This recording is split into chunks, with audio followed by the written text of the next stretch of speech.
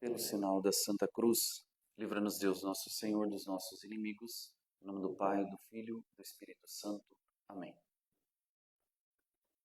Meu Senhor e meu Deus, creio firmemente que estás aqui, que me vês, que me ouves. Adoro-te com profunda reverência. Peço-te perdão dos meus pecados e graça para fazer com fruto este tempo de oração. Minha Mãe Imaculada, São José meu Pai e Senhor, meu anjo da guarda, intercedei por mim. Em nome do Pai, do Filho e do Espírito Santo. Amém.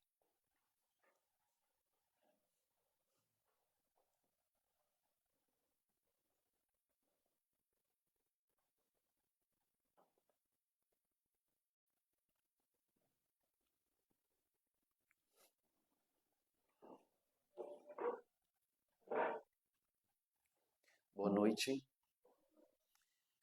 Sejam bem-vindas à Casa de Deus, a capela onde rezamos, onde nos encontramos em comunidade, onde fazemos tantas coisas, onde nos aproximamos com Deus, onde fazemos comunhão com os irmãos e irmãs, onde fortalecemos o vínculo com a Santa Igreja, onde Deus nos comunica tantas coisas.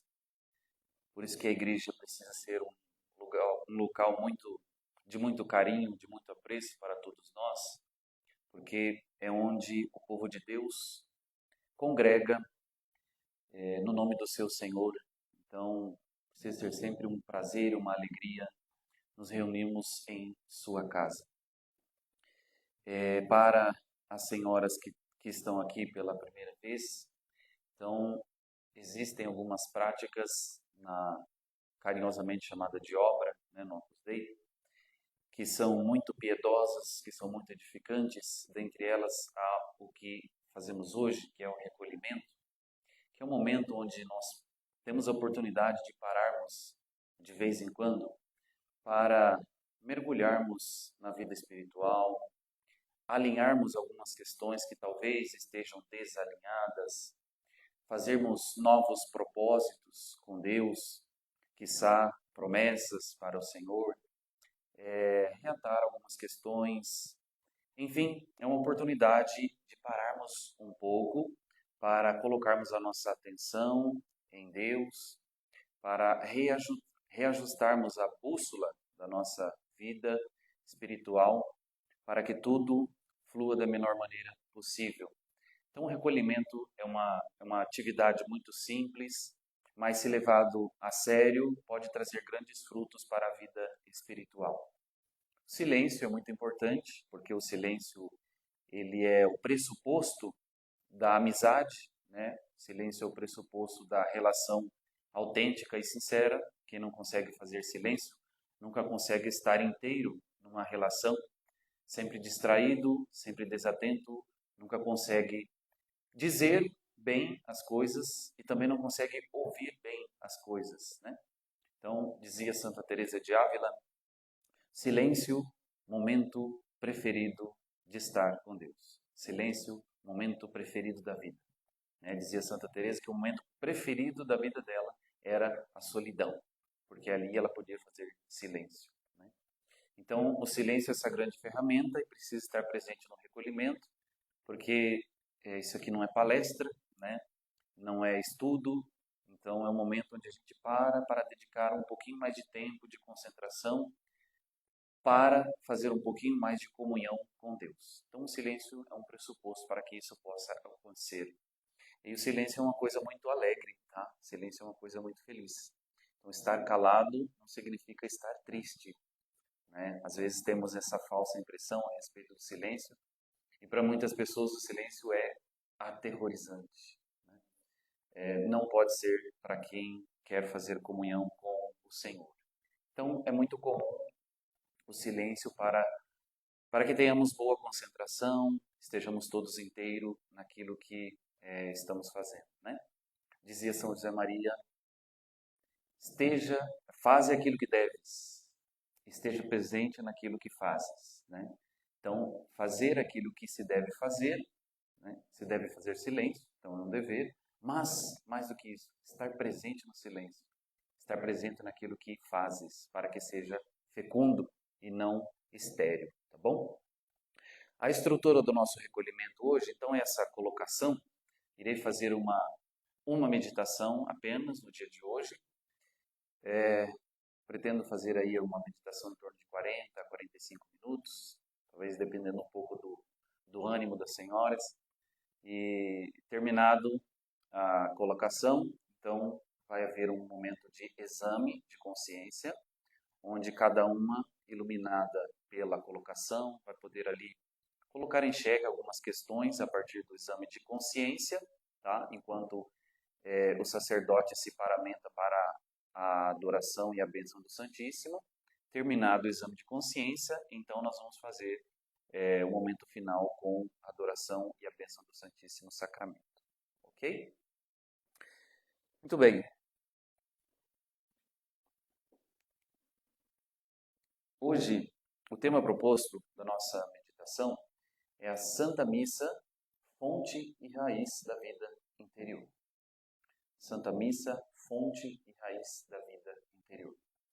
Esse tema é um tema, na verdade, bastante meditado na obra, porque é fruto de uma frase do próprio São José Maria.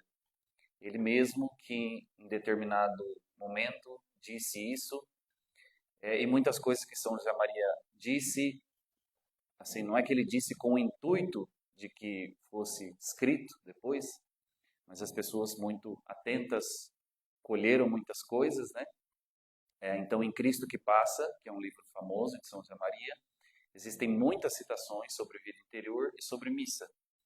E essa frase, né, que se tornou um tema bastante importante na obra, a Santa Missa como fonte, né, como centro, raiz da vida interior, é bastante explorada, porque, é claro, a Santa Missa é a fonte de fato da vida cristã. Então não é porque São José Maria disse que é simplesmente porque é uma constatação muito simples, mas como a Santa Missa é um tesouro antigo e novo, então nunca esgotaremos a grandeza do seu mistério.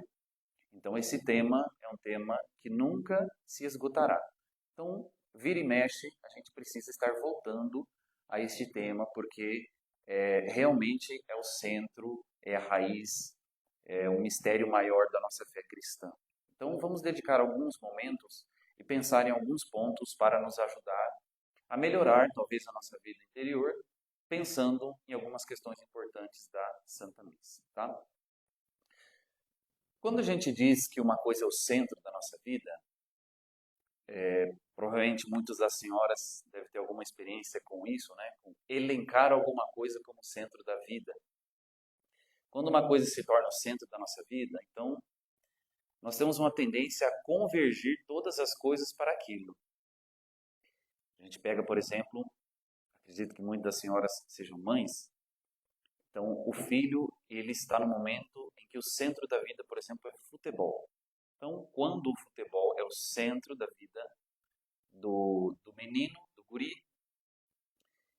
ele acorda pensando em futebol, ele toma café rápido pensando em jogar futebol, ele vai no caminho pensando em que tática que ele vai usar para fazer uma nova jogada, para marcar um gol diferente, para impressionar as pessoas, etc., para que o time ganhe, para que haja uma melhor relação, né, de coletividade entre o grupo. E termina o futebol e ele continua pensando, puxa vida, aquele passe foi errado, o que eu vou fazer da próxima vez para aquele passe ser diferente, etc. Né? Que tática que eu vou usar para melhorar no próximo jogo? E ele vai embora e continua pensando. E se ele chegou em casa, não sei, e não é hora da janta ainda, ele vai pegar a bola de novo, vai ficar chutando no portão, incansavelmente. E ele vai, talvez até dar trabalho para tomar banho, para jantar. E se for jantar, ele vai jantar correndo, porque depois vai ter um jogo às 9 horas da noite, que o jogador predileto dele vai estar jogando, então ele não pode perder. E depois ele vai dormir, ele vai estar sonhando com aquilo, imitar aquele que para ele é um ídolo, né? Sei lá, o Messi, o Cristiano Ronaldo, etc. São as grandes referências dos últimos anos, né, no mundo do futebol. Por quê? Porque aquilo é o centro da vida dele.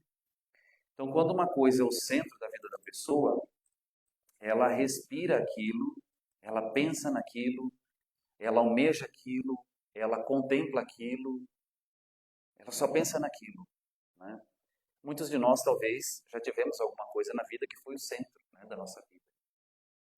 E provavelmente muitas dessas coisas não era Cristo, né?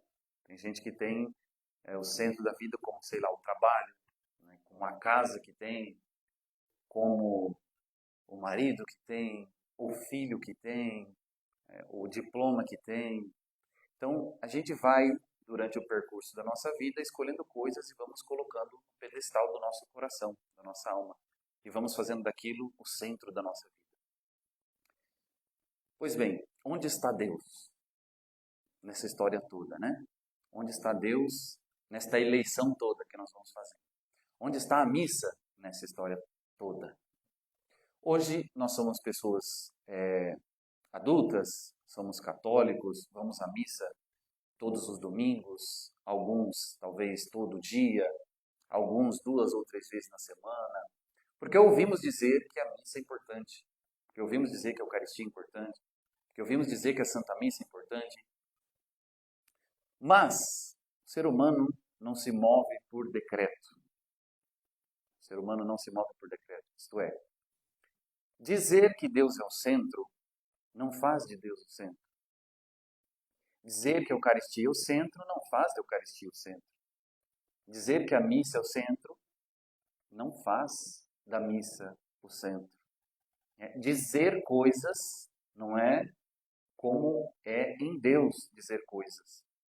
Deus diz e a coisa se faz. Fiat lux, faça-se a luz, e a luz se fez. Então Deus fala e a coisa acontece. Deus fala e a coisa se faz. Como em nós a unidade da nossa vida ainda não é perfeita, então nós dizemos coisas e vamos fazer depois com alguma demora, né? Senhor, eu te amarei. Então, com alguma demora, amamos a Deus. Senhor, eu rezarei mais. Com alguma demora, passamos a rezar mais, né? Então, nós dizemos coisas, mas para que elas aconteçam em nós, demora um certo tempo, né? Denota uma certa atenção, um certo capricho, um certo esmero, né? Porque nós estamos fragmentados, nós somos seres fragmentados. Então a gente diz coisas e com a graça de Deus essas coisas vão acontecendo ao longo da nossa vida. Por isso que esse é um primeiro ponto a ser levantado. De fato, a missa é o centro da minha vida? De fato, a Eucaristia é o centro da minha vida? Como é bonita aquela canção, e gostamos de cantar, né? Do Frei Gilson. Tu és o centro da minha vida. Cantamos tantas vezes, né? Canção belíssima. Então, de fato, será que Deus é o centro da nossa vida? Será que não colocamos alguns bezerros de ouro e os adoramos, né? De vez em quando, de vez ou outra? Será que não colocamos ídolos no altar do nosso coração? E aquilo que nós dizemos tantas vezes que é o centro da nossa vida, às vezes acaba ficando na periferia da nossa vida?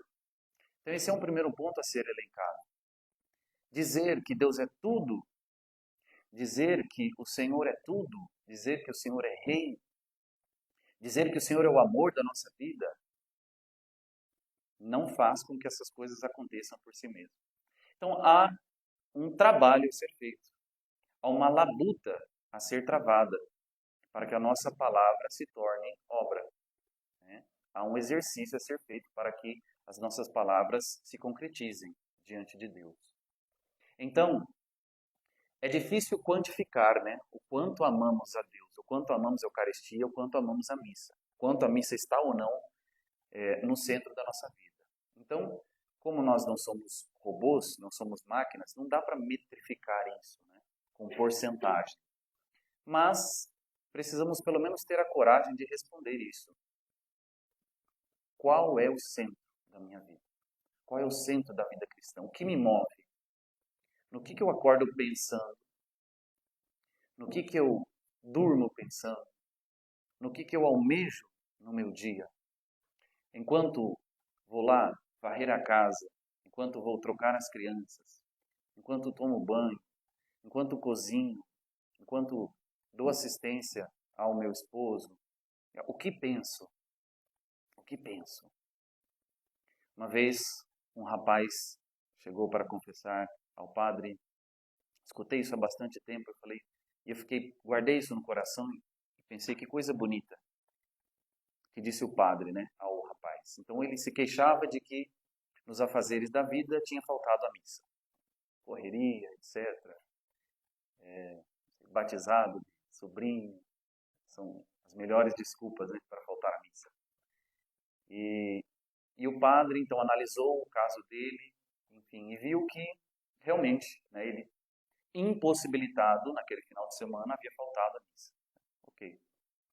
Mas o padre, como um bom diretor espiritual, o indagou. Então, ok, você faltou à missa, mas e o seu coração? Onde estava? Você faltou à missa, você não foi capaz de cumprir o preceito, a regra, você não foi capaz de observar a disciplina, tudo bem. Mas e o teu coração? Onde estava? E aquela pergunta calou fundo no coração daquele jovem e o fez entender que a missa, os sacramentos, em si, são vias, são caminho para Cristo. Todos os sacramentos nós celebramos a Cristo. Então são vias. E ainda que sejam as vias principais, existem outras vias, como por exemplo, a comunhão espiritual, como por exemplo, o recolhimento, como por exemplo, elevar o pensamento a Deus em qualquer ocasião, em qualquer situação do dia.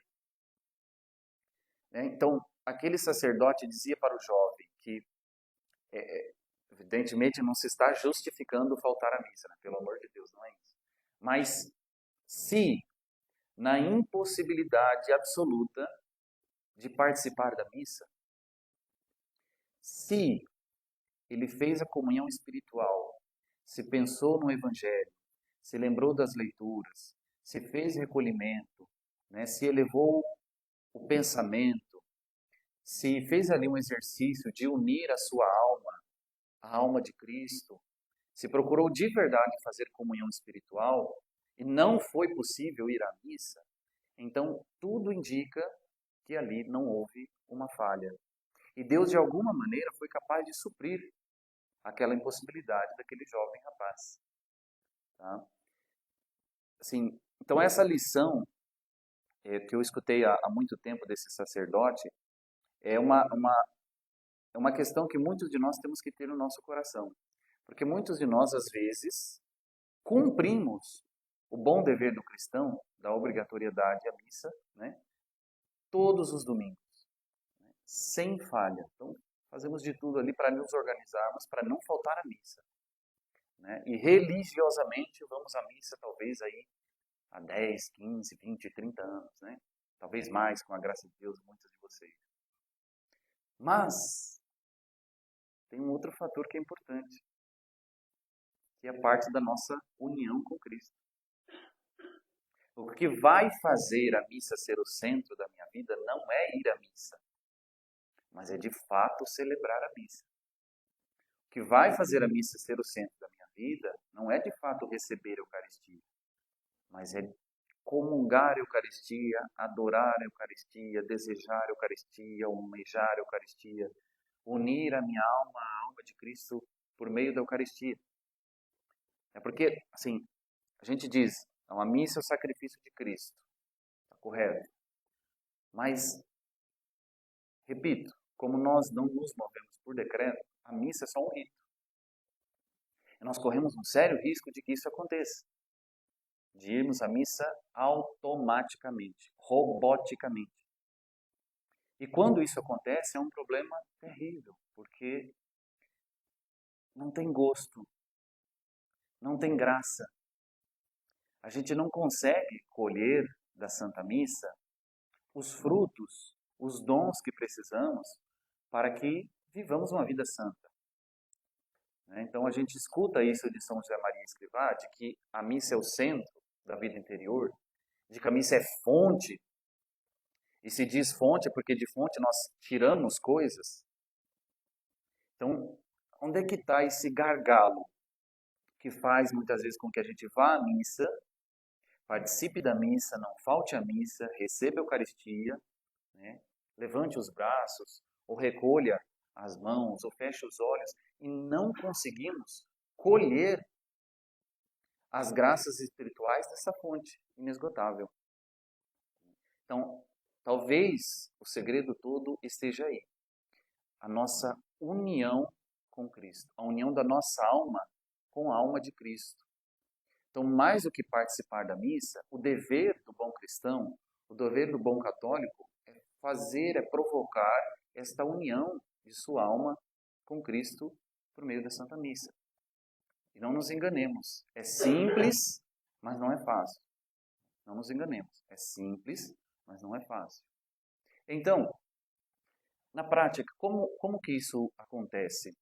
Em breves pinceladas, poderíamos pensar assim, é um exercício evidentemente espiritual.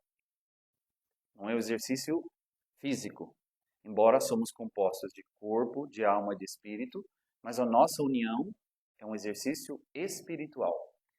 Então, a vida interior, ela vai provocar em nós, ela deve provocar em nós, uma espécie de relação de reciprocidade entre a Santa Missa e a nossa vida de um modo geral.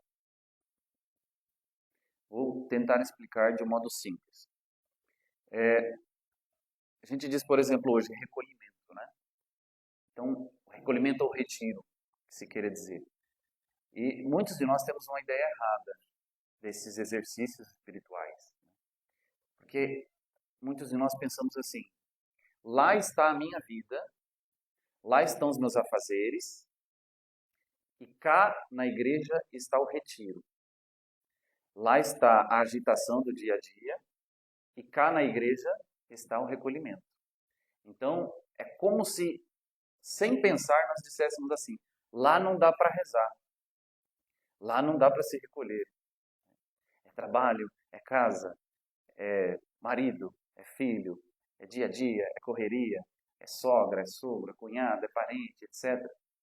Então lá não dá para rezar. Então eu preciso de um recolhimento, eu preciso de um retiro, para que eu possa me encontrar com Deus lá no recolhimento, lá no retiro. Não é bem por aí. Não deveríamos pensar assim.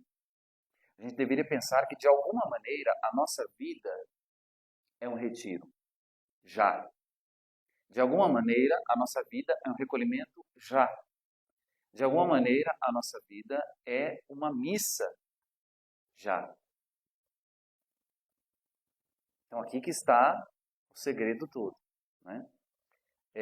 Como Deus está presente em tudo, em todos os lugares, claro, de formas diferentes, então nós podemos fazer comunhão espiritual fora da missa. Então a gente alimenta uma vida interior fora da missa. E quanto mais essa vida for regrada, quanto mais essa vida for levada a sério, quanto mais essa vida for praticada, quanto mais ela for fecunda, mais fecunda será a minha participação depois na missa.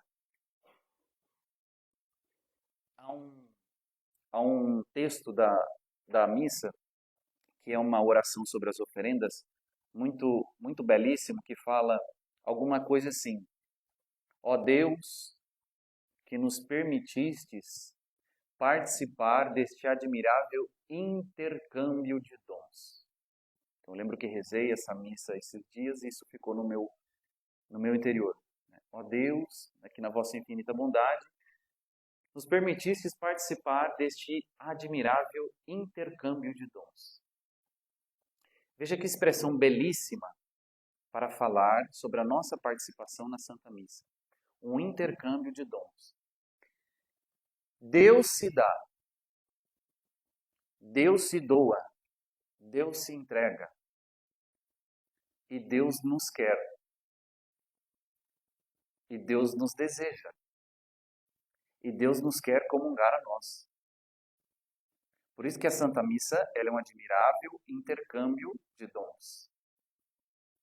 Por meio dos sacrifícios da nossa vida, por meio das nossas pequenas entregas, por meio das nossas intenções, por meio das nossas intercessões, por meio das nossas adorações, nós vamos como que fazendo uma espécie de troca de dons.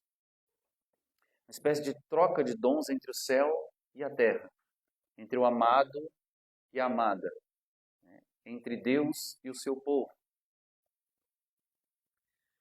Por isso que, se a vida espiritual é fecunda, fora da missa, quando eu for à missa, eu terei o que entregar. Eu terei o que santificar. Eu terei o que converter. Quando a gente olha para os sacrifícios do Antigo Testamento, o que o sacerdote fazia? O sacerdote pegava um terceiro, o sacerdote pegava um animal e, em nome do povo, sacrificava aquele animal em favor do povo, para alcançar graças ou para pedir perdão a Deus pelos pecados do povo.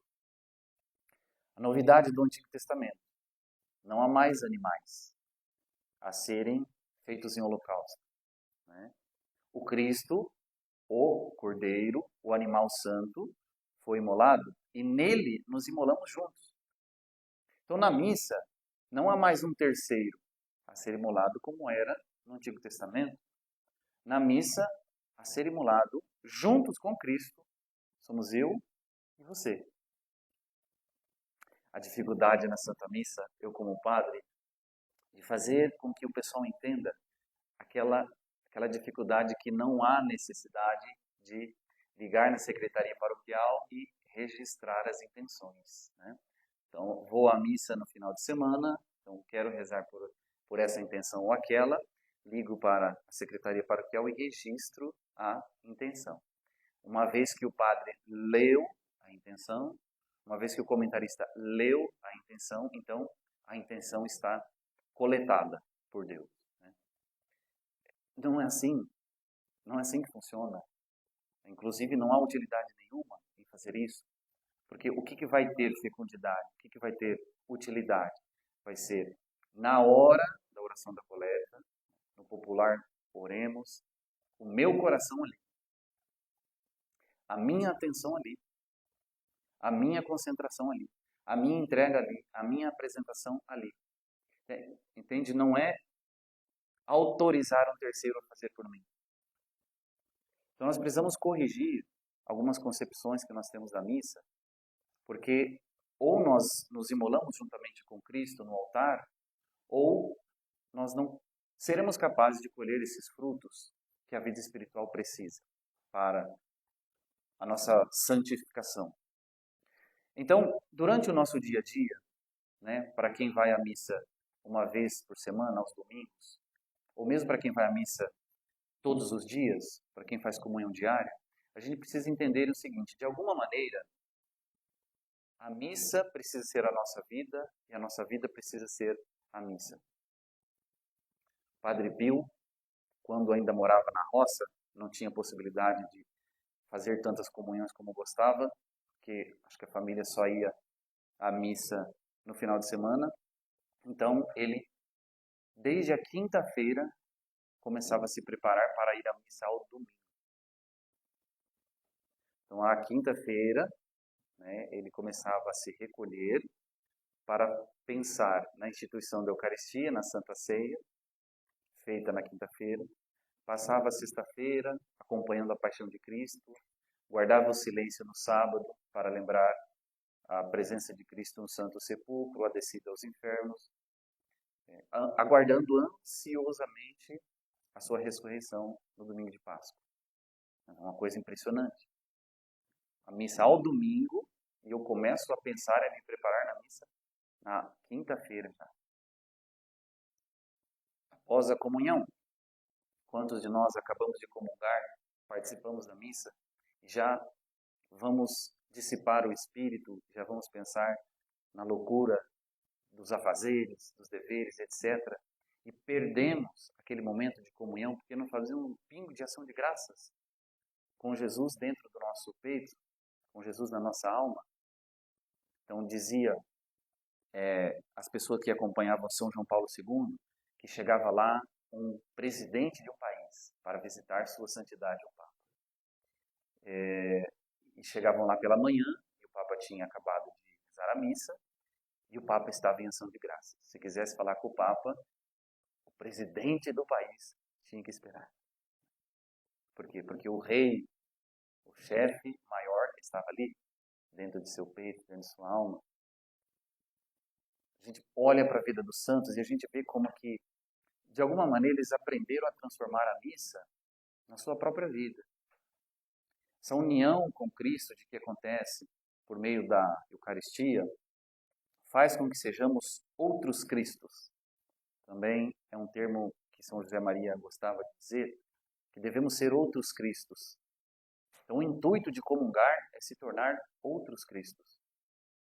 Então, quando a gente ouve as leituras, por exemplo, primeira leitura, o Salmo, segunda leitura, aclamação ao Evangelho, o Santo Evangelho, e ouvimos uma bela homilia, ouvimos uma bela pregação, aquilo já precisa ir provocando em nós um recolhimento, aquilo já precisa ir provocando em nós propósitos de mudança de vida, aquilo já precisa ir movendo a nossa alma a desejar e a querer fazer esta união das almas entre o esposo e a esposa.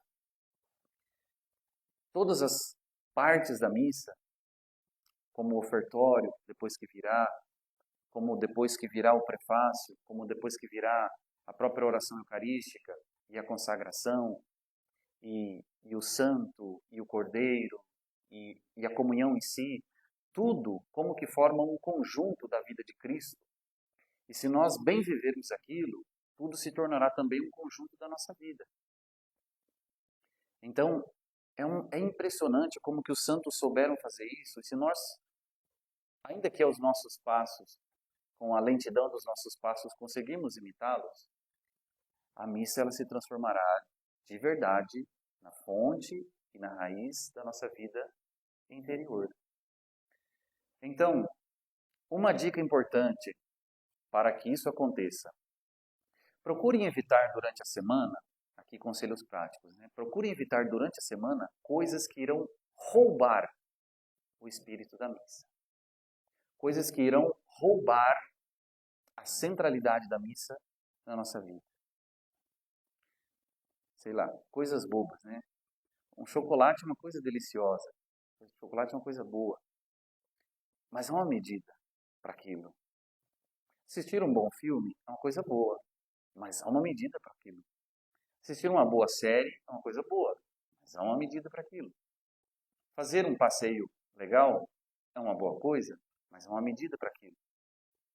Então, primeiro, saber colocar critérios para consumir coisas durante a semana.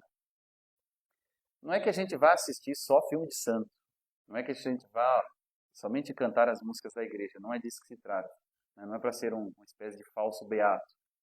Mas é pensar, isso aqui vai me ajudar a amar mais a Eucaristia, isso aqui vai me ajudar a me aproximar mais de Deus, isso aqui vai me ajudar a me recolher mais, a viver mais comigo mesmo, a ter uma consciência mais profunda do meu interior, ou isso aqui vai dissipar o meu espírito. Ou isso aqui vai dissipar o meu espírito. Então, é um trabalho que todos nós temos que ter a delicadeza, o cuidado e a perseverança de fazer. Então, São José Maria falava muito sobre a questão da importância que são as comunhões espirituais durante a semana, durante cada dia. Então, durante o dia, por exemplo, os padres da obra têm o costume de fazer um exame de consciência um pouco mais prolongado, 2 vezes por dia. Um no término da manhã, antes do almoço, e um no término da tarde, antes ali da preparação para os afazeres da noite. Porque formam como que 2 polos da vida cotidiana, e um exame de consciência bem feito ao fim da manhã e um exame de consciência bem feito ao fim da tarde faz meio que um fechamento de tudo e não permite que a gente perca a direção do barco. E não permite que a gente perca a direção da nossa vida. Não permite que a gente perca o centro da nossa vida. Então, vez ou outra, estar fazendo um exame de consciência e, se possível, jaculatória, recitação de uma passagem das Escrituras, recitação de uma frase de um santo, sempre para ir puxando a alma para cima. Sempre procurando fazer com que a alma não se dissipe. Sempre procurando fazer com que a nossa alma esteja toda nele, esteja toda em Jesus. Mesmo nos afazeres simples da vida, mesmo nas coisas ditas bobas da vida. Se a nossa alma está acostumada a fazer isso, se a nossa alma está acostumada a elevar o pensamento a Deus e ter consciência de sua presença, quando nós formos participar da missa, quando nós formos participar do santo sacrifício da missa, não vai haver uma dificuldade tão grande de recolhimento, de concentração, de união da alma, de comunhão com Deus. Porque ali, de fato, vai estar acontecendo o intercâmbio dos dons entre o céu e a terra. Do contrário, se chegamos distraídos à missa, se já chegamos em cima da hora, se já chegamos com o pensamento nas contas a pagar, na graça que vai ser alcançada, o que eu vou pedir para Deus, etc., talvez até na boa intenção, mas não houve coração, não houve paixão naquilo, não houve desejo, não houve entrega, não houve doação, houve missa, houve receber o corpo de Cristo, mas não houve de fato os efeitos que a missa precisa causar em nossa alma. Por isso que, para que tudo isso aconteça, é necessário que imitemos os passos de Cristo. É necessário que imitemos os seus gestos. Como era bonito, eu imagino, assim, na imaginação, como era bonito ver Jesus, que em todos os momentos, mesmo quando não estava celebrando a ceia, Jesus estava com o pensamento no Pai. Por exemplo, tem uma situação onde algumas pessoas estão perseguindo o Senhor pelos milagres que ele fazia, por causa de sua fama e etc. E algum dos discípulos vai lá alertar Jesus que tem gente esperando, para o atendimento pastoral. E Jesus se recolhe porque é hora de rezar. E deixa as pessoas esperando lá. Algumas pessoas poderiam pensar, nossa, que indelicadeza. Não é que tem uma hora para cada coisa. Tem um momento para cada coisa. E a oração, a vida interior, não pode ser sacrificada. Se a gente sacrificar a vida interior e devotar o nosso coração somente nas coisas da terra, que tem a sua importância, quando chegar à missa, nós estaremos com o coração frio, estaremos lá com um ferro que não esquenta nunca, e vai permanecer na dureza de sua frieza. Deus não vai conseguir moldar, porque está sempre frio, isto é, está sempre distraído, está sempre do lado de fora, está sempre com os ídolos, está sempre perdido, está sempre confuso. E a gente nunca vai ter o gosto da missa. A missa nunca vai fazer sentido para nós. Por isso que precisamos aprender esse desafio. Corpus Christi, celebramos na quinta-feira, missa extraordinária, uma festa litúrgica extraordinária. E eu pensava enquanto rezava aquela frase de Jesus: eu quis ardentemente comer essa Páscoa convosco. Nosso Senhor disse aos seus discípulos: eu quis ardentemente comer essa Páscoa convosco. E nós queremos ardentemente comer essa Páscoa com Cristo? Porque é aí que está o gargalo, é aí que está a questão. Nós queremos ardentemente nos doarmos no altar da missa. Nós queremos ardentemente colocar o nosso coração, a nossa alma ali na Santa Missa, no altar de Deus. Queremos ardentemente nos sacrificarmos por Cristo. Queremos ardentemente fazer com que não só Cristo seja o nosso céu, mas que o nosso coração seja um céu para Cristo. Uma coisa bonita de se dizer quando se está participando da Santa Missa: o Senhor se entregou a nós dando o seu próprio corpo, né? E ali, claro, sua alma, sua divindade, toda a Trindade está ali presente. Quando o padre eleva a hóstia consagrada, entrega a cada fiel e diz o corpo de Cristo, quando a gente recebe Cristo, a gente poderia dizer na oração ali: Cristo, meu corpo. Coisa bonita e séria de se dizer, né? Então, o padre eleva a Eucaristia e diz o corpo de Cristo.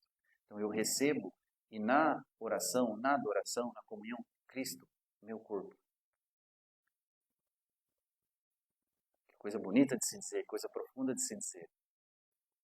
Ou seja, quando o padre eleva a hóstia e diz o corpo de Cristo, é muito mais do que aquilo. Quando o padre eleva a hóstia e diz o corpo de Cristo, é a vida de Cristo, o sonho de Cristo, o desejo de Cristo, o pensamento de Cristo, o jeito de Cristo, o sacrifício de Cristo, a doação de Cristo, a penitência de Cristo. Eu poderia dizer tudo isso quando o padre eleva e diz o corpo de Cristo. Poderia dizer tudo isso. Mas está subentendido, tem que estar subentendido. Então, comungar Jesus, colocar Jesus na nossa boca, mastigar com carinho, colher Jesus no nosso peito, na nossa alma, no nosso interior, e ter a coragem de dizer: Cristo, meu corpo. Ter a ousadia de dizer: Cristo, comunga de mim. Olha que coisa corajosa de se dizer. Cristo, comunga de mim. Cristo, me recebe. Cristo, me acolhe. Olha que coisa profunda de se dizer. E não está lá vasculhando, né, se o Ministério de Música está cantando bem, se o ministro está servindo direito, etc. Se o padre está purificando bem o cálice. Imagina a alegria de nosso Senhor, após todo o processo da missa, após toda a sua entrega, após todo o seu sacrifício, sua paixão, sua morte, sua ressurreição, ter a alegria de ouvir isso de nós. Cristo, meu corpo. Cristo, minha vida. Cristo, meu marido, minha esposa, meus filhos, minha casa, meu acordar, meu levantar, meus ofícios, meus trabalhos. Cristo, meu sonho. Cristo, a minha pastoral. Cristo, a minha colaboração. Cristo, a minha vida social. Imagina a alegria de nosso Senhor quando escuta isso, né, de uma alma corajosa, de uma alma adoradora. Aí está acontecendo, não pelas palavras, mas pela doação sincera. Aí está acontecendo esse intercâmbio de dons entre o céu e a terra. Nisso está acontecendo esta não confusão, que é a configuração da minha alma, a alma de Cristo. Vai se tornando como parecido com a Trindade, onde Pai, Filho e Espírito Santo são um e são três ao mesmo tempo. São uma só coisa e são coisas diferentes ao mesmo tempo. Então isso precisa acontecer conosco na Santa Missa. Isso precisa acontecer conosco na Santa Missa. Impressionante como que a gente olhava para as vidas dos santos, né, lendo a vida dos santos. A gente olha para a vida dos santos, das moradas adiantadas, e a gente vê Cristo. A pessoa chegou ao ponto de se doar como Cristo. A pessoa chegou ao ponto de sonhar como Cristo. A pessoa chegou ao ponto de sentir como Cristo. A pessoa chegou ao ponto de sorrir como Cristo, de perdoar como Cristo, de amar como Cristo. A gente olha para a vida dos santos e a gente vê um outro Cristo. E é isso que a gente tem que querer. E é isso que Cristo quer que a gente queira. E é isso que Ele quer fazer em nós, a cada missa, a cada Eucaristia. Mas para isso, É necessário que aconteça esse intercâmbio de dons. Vida interior, fecunda, recolhimento, coisas que frutificam, coisas que edificam, coisas que puxam para cima, coisas que não dispersam o espírito, coisas que não causam confusão na nossa alma. A Eucaristia ser a nossa vida e a nossa vida ser a vida da Eucaristia. Cristo, pela Santa Missa, ser o centro da nossa vida e a nossa vida ser o centro da vida de Cristo também. Esse intercâmbio de dons, se acontecer, com a graça de Deus, cresceremos na santidade. E a vontade de Deus se fará em nós. Com a graça de Deus, alcançaremos o reino dos céus. Por isso que diziam os santos, dizia o Padre Pio, a missa é o céu na terra. A missa é o céu na terra. A missa é o céu na terra. Se isso acontecer, o nosso coração vai desejando o que desejava Cristo. A comunhão com o Pai, a comunhão com o Espírito Santo, a comunhão com a Trindade. A missa vai dar os frutos espirituais que nós precisamos para alcançar o céu, para nos purgarmos, para nos convertermos, para mudarmos de vida, para alcançarmos a salvação. Não é um mercenarismo. Quero passar a faculdade, vou à missa, pedir uma graça. Quero conseguir a carteira de motorista, vou à missa. Não é esse mercenarismo. Deus pode dar essas coisas? Pode. Mas buscar em primeiro lugar o reino de Deus. O restante vem em acréscimo. A primeira intenção é unir a minha alma à alma de Cristo. Essa é a primeira intenção. Ser salvo pela missa. Ser salvo pela Eucaristia. E para isso, sigamos os passos de Cristo. Procuremos alimentar fecundamente uma boa vida interior. Nos acercarmos de coisas boas, de coisas saudáveis, de coisas santas. Não perdermos o espírito da missa. É um desafio. É um desafio. Guardar o Evangelho, guardar a homilia durante aquela semana, guardar um prefácio, guardar uma oração da coleta durante a semana, repetir aquilo, remoer aquilo, reviver aquilo. Não dissipar o espírito para que o nosso coração esteja sempre desejoso de ir à missa, de ir ao Calvário, de comungar, de receber o Senhor, de se configurar. Vamos pedir a Deus essa graça neste recolhimento, mas não só hoje. Vamos pedir a Deus essa graça de termos essa consciência cada vez mais profunda de como que todos os tesouros que nós precisamos está na missa. Não nos enganemos, não busquemos em outra fonte. Todos, absolutamente todos os tesouros, todos os dons, todos os frutos, todos os carismas estão na Santa Missa. A fonte da nossa felicidade, a fonte da nossa alegria, a fonte da nossa paz, a fonte da nossa fé, a fonte da nossa esperança, tudo está na Santa Missa. Tudo está na Santa Missa. Então procuremos dispor o coração, dispor a alma, para que ela de fato seja o centro da nossa vida interior, e tenhamos a graça de colher os frutos que precisamos, os dons que precisamos, as virtudes que precisamos para viver a santidade, para cumprir bem os mandamentos, para que a vontade de Deus possa se cumprir na nossa vida, que amemos a Deus e ao próximo com todas as forças, com todo o entendimento, com toda a sabedoria que um ser humano é capaz de fazer. Se a alma está unida a Cristo, se Cristo está unido a nós, nós podemos fazer muitas coisas. Para nós, como é para Cristo, nada será impossível. Se o nosso desejo for o desejo de Cristo, se a nossa vontade for a vontade de Cristo.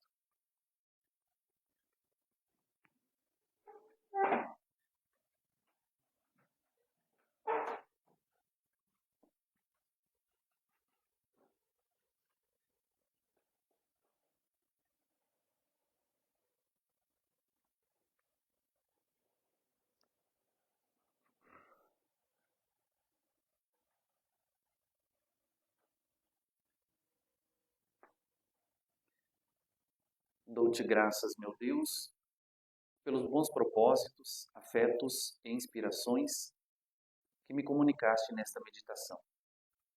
Peço-te ajuda para os pôr em prática. Minha Mãe Imaculada, São José, meu Pai e Senhor, meu anjo da guarda, intercedei por mim. Em nome do Pai, do Filho e do Espírito Santo.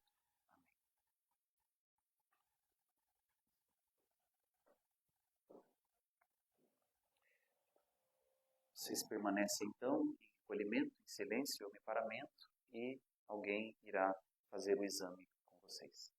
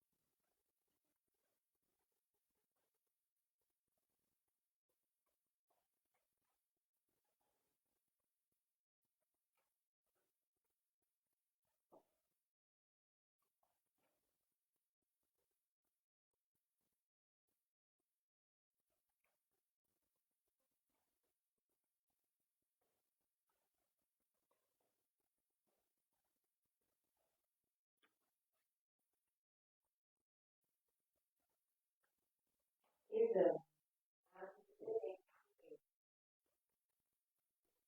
Três elementos de justificação verdadeira e substancialmente presentes na mentira. As referências ocupam o mesmo lugar na vida, ou apenas mais um compromisso significativo. Sem consciência de nada e leva presença significativa. Participe da missa com gratidão, ou apenas por costume e obrigação.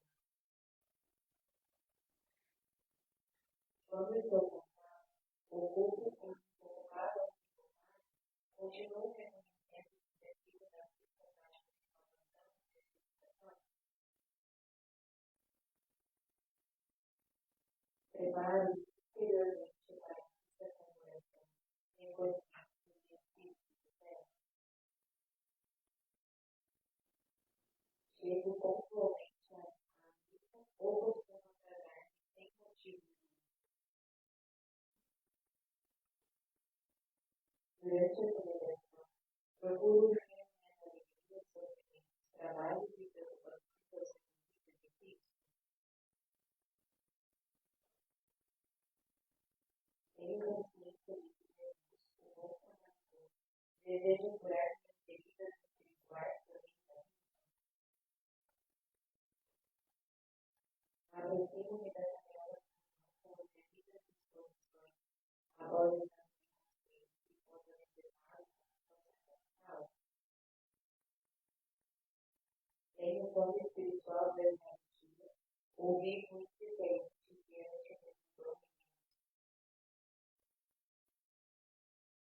Procuro fazer comunhões espirituais quando não posso participar ou receber a comunhão.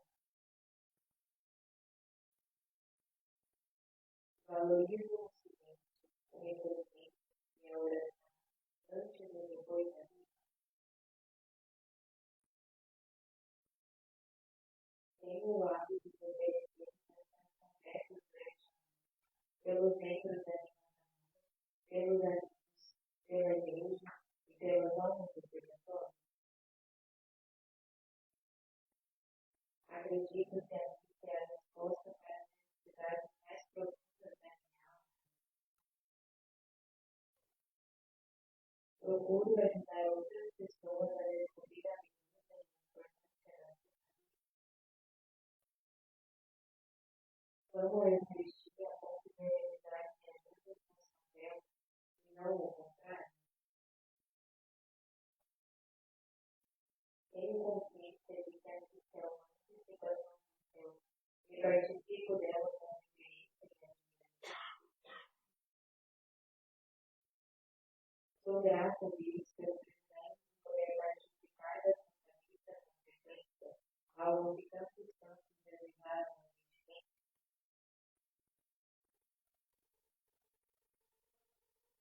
Se reunida de pedaços de maneira de participar da vida, concluir que acredito que ela é realmente o centro da minha vida.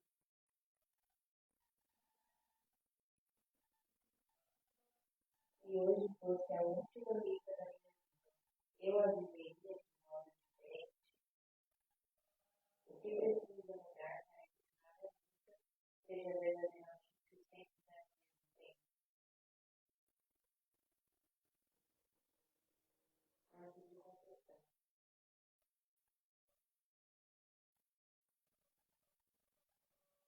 Santa Maria